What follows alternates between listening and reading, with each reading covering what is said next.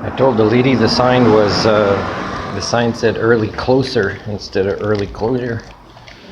I don't know if they'll fix it. I don't think they will. She's sitting waiting for Brent. I guess we'll see her car. I went to the pool here for the first time, and it said, look, it says early closer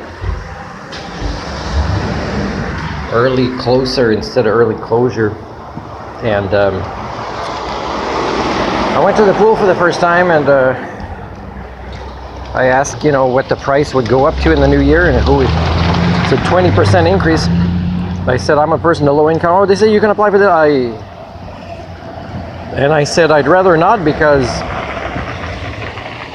I find I get treated differently when I apply for a discount which I'm eligible for and I really need. Being a minimalist by choice and by force, because I've got so many skill sets that culture that doesn't want to self-correct kind of needs.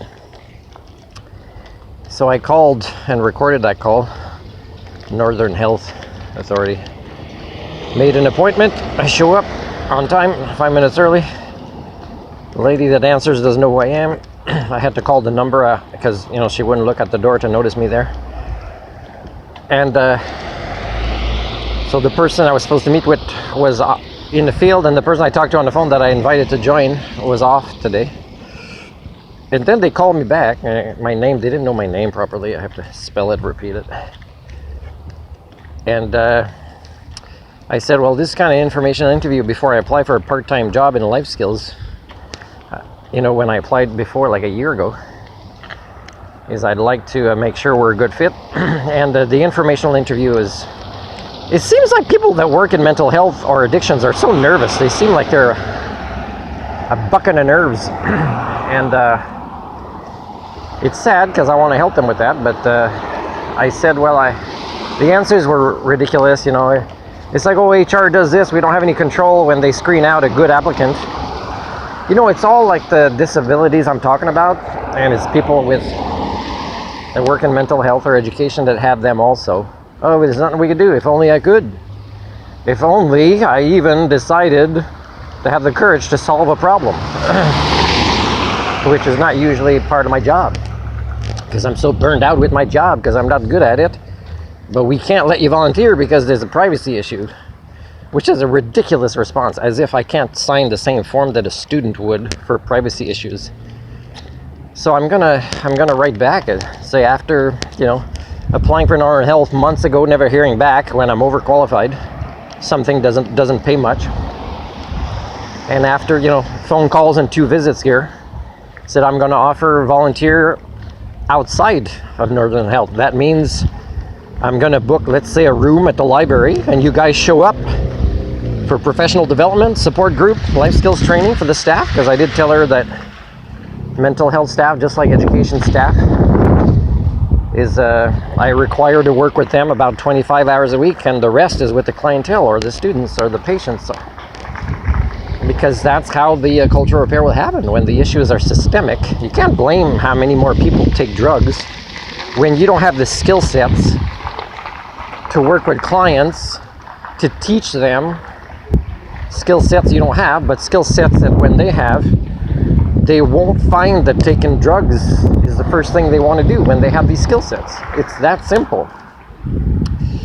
So many people have, it seems like, anxious demeanors and temperaments in their jobs. And I'm venting a bit here with this vlog, and I don't know if I'll ever post it. And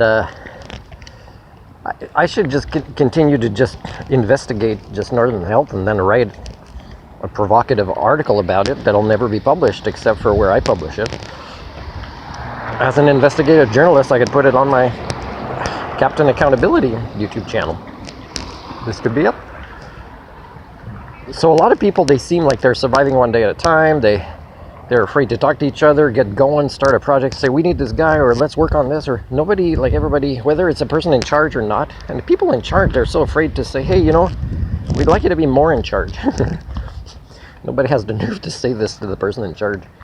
We'd like you to do a better job of being in charge. So anyways, same thing, like I go to Dairy Queen here, and manager spends so much time bringing me a password that doesn't work, and then she puts it in but different, and she thinks I didn't notice, and she's blaming me. And then it's connecting, but then because I use private window, I can't connect. I have to use a different window, which I could do, but it wasn't that important. She wanted to charge me extra for gravy, and it ended up just having the right amount of gravy for a poutine, and it had less fries like I wanted.